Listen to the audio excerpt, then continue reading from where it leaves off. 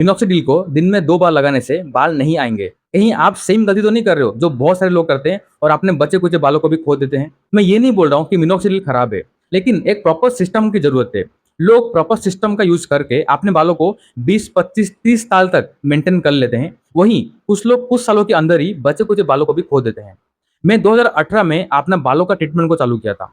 तभी चालू किया था, तभी मिनोसिल का टैबलेट खाया था, मिनोसिल का सॉल्यूशन यूज़ किया था, फिनास्टेरा जैसे डीएचटी ब्लॉकर को गोली खाया था और वो सब कुछ किया था जो डॉक्टर ने मुझे बोले थे। और ये सब कुछ करके मैं अपने बालों को रीग्रो करा दिया था। उसके बाद मैंने अपना ये सब मेडिसिन को लगाना बंद कर दिया क्योंकि बाल आ गए तो मैंने बंद कर दिया। अब मुझे पता नहीं था कि इसको लॉन्ग टर्म यूज़ करना पड़ता है। बंद करने के कुछ ही महीने बाद दोबारा से मेरा हेयर फॉल और तेज़ी से बढ़ने लगा। तब मैंने एक दोस्त को पूछा कि भाई ऐसा-ऐसा बात है, मैं क्या करूँ? तो उस दोस्त ने मुझे बोला, "तू एक काम कर, जो मिनोसिल का सॉल्यूशन है, उसको मार्केट से खरीद के ले गया और उसको यूज़ करना चालू कर दे। डॉक्टर के पास जाने की ज़रूरत नहीं, उसको फीस देने की ज़रूरत नहीं है। यही सबसे पावरफुल मेडिसिन होता है और इसको लाइफ टाइम तो यूज़ करते रहना पड़ता है। जभी भी तू बंद करेगा, तभी तेरा बाल झड़ जाएँगे।" तो मैंने वही किया। मिनोसिल को जो सॉल्यूशन है, उसको मिनोसिल का सॉल्यूशन मैंने खरीद के लेके आया और उसको मैं यूज़ करना चालू कर दिया। हमेशा यूज़ करता था मैं, 8 साल तक यूज़ किया। कंटिन्यूअसली नहीं किया, मैं कुछ महीना यूज़ करता था, फिर बंद करता था, फिर से यूज़ करता था, फिर बंद करता था। ऐसा करते-करते मैंने किया।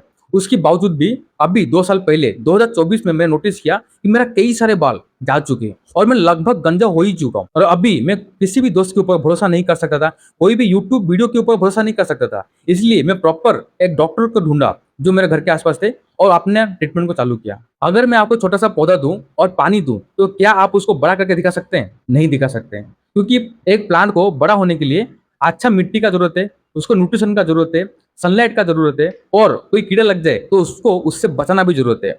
यहाँ पे मिनोक्सिल जो है ना, सिर्फ़ पानी की तरह काम करता है और सिर्फ़ पानी से कुछ नहीं होता है। हमारा बाल झड़ने का पीछे सबसे बड़ा रीज़न होता है डीएचटी, जो कि आपने बालों के रूट के ऊपर जा जाके उसको श्रिंक करते रहता है। अगर आप मिनोक्सिल को यूज़ करते हो ना, तो मिनोक्सिल क्या करता है, अपने स्कैल्प में ब्लड फ्लो को इंक्रीज़ करता है, जिस वजह से हेयर ग्रो होते रहता है। लेकिन वो कुछ समय बाद डीएचटी कभी ना कभी हेवी हो जाएगा और मिनोक्सिल का काम करना बंद हो जाएगा और अकेला मिनोक्सिल कभी भी डीएचटी ब्लॉकर का काम नहीं कर सकता। क्या आप बिना किसी बिल्डिंग के मटेरियल से बिल्डिंग खड़ा करके दिखा सकते हैं? अपने बालों को ग्रो होने के लिए जरूरत पड़ता है प्रोटीन का, जिंक का, विटामिन डी का, विटामिन बी 12 का। अगर आपकी बॉडी में ये सब कुछ नहीं है तो क्या हेयर ग्रोथ हो सकता है?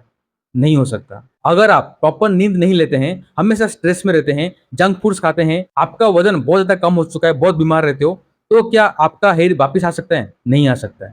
ठीक उसी तरीके से अगर आप 3-3 अलग-अलग प्रकार के शैम्पूस यूज़ करते हो, अलग-अलग तरह के मल्टीविटामिन्स खाते हो, बहुत सारे पीआरपी कर दिया है, डेर्माकोल यूज़ करते हो, मिनोक्सिल, फिनास्टेरा, डिस्प्रोकर, ऐसा 20 तरीके का मेडिसिन्स को यूज़ करते हो, तभी भी आप गलत कर रहे हो। ऐसा नहीं कि आपका दिन भर हेयर केयर के ऊपर ही जा रहा है, कुछ ना कुछ करते रहते हो, ऐसा नहीं चलेगा। आपको सिंपल 3 स्टेप्स करना चाहिए। पहला स्टेप होता है फाउंडेशन। फाउंडेशन में क्या होता है, आपको प्रॉपर नींद लेना होता है, प्रॉपर घर का फूड खाना होता है, प्रोटीन का जो मात्रा है उसको बढ़ाना होता है। दूसरा होता है कंट्रोल, यानी कि आपने बॉडी में जो भी विटामिन्स का कमी हो गए उसको फुलफिल करना, उसको भरना। जैसे कि आपके अंदर जिंक का मात्रा अच्छा होना चाहिए, आपके शरीर में आयरन का मात्रा अच्छा होना चाहिए, आपके शरीर में विटामिन डी होना चाहिए प्रॉपर तरीके से, विटामिन बी 12 होना चाहिए। इसका मतलब ये नहीं कि आप मार्केट में जाके ये सब टेबलेट्स लाके खाना चालू कर दो।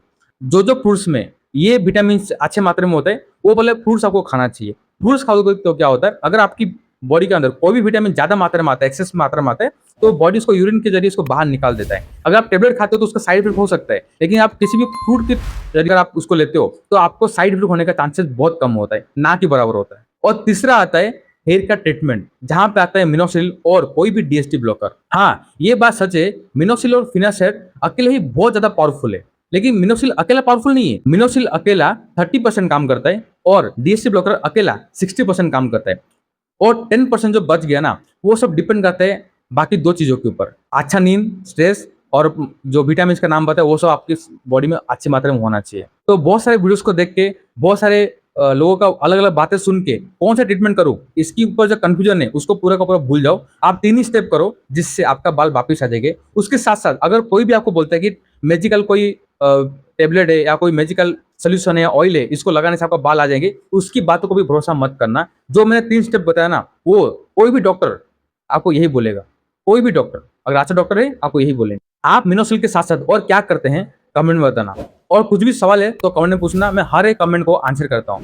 वीडियो में यहाँ तक बन गए तो thank you so much for watching.